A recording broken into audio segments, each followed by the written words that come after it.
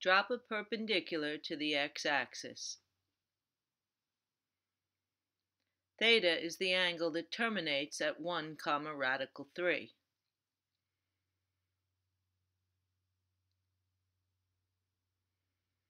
The sine of theta is y over r,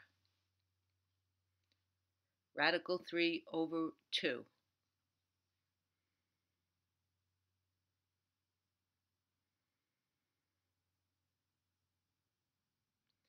The cosecant of theta is defined to be r over y, or 2 over radical 3.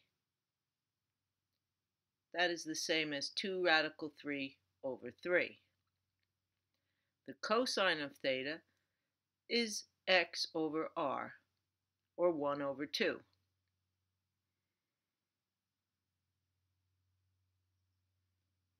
The secant is the reciprocal, 2 in this example. The tangent of theta is defined to be y over x, or radical 3 over 1, simply radical 3. The cotangent is then x over y, or 1 over radical 3. Rationalizing the denominator, it is radical 3 over 3. Theta is the reference angle. This is a reference triangle with an angle of 60 degrees adjacent. If the same point is reflected to the second quadrant, the point becomes -1 radical 3. The reference angle is still 60 degrees. The angle of interest is 120. The trigonometric functions have the same absolute values as before. In quadrant 2, where this angle terminates, the sine and the cosecant remain the same. The other 4 trigonometric functions have the same absolute values, however, they are negative.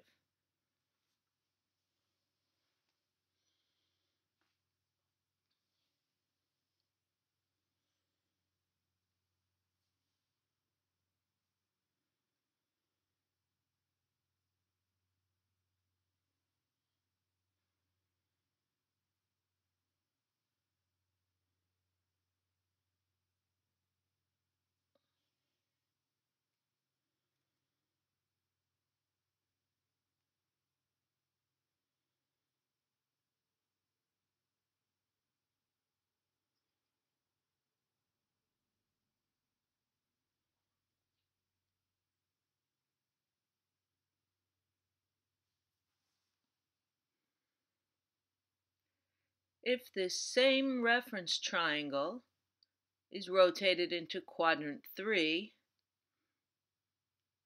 the point being -1, negative radical 3, the reference angle is the same, 60 degrees adjacent to the x-axis.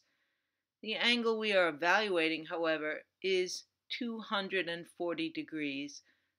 They're in standard position. Again, all the absolute values of the trigonometric functions are the same as before. The 2 that are positive for an angle terminating in quadrant 3 are the tangent and the cotangent. The other 4 are negative.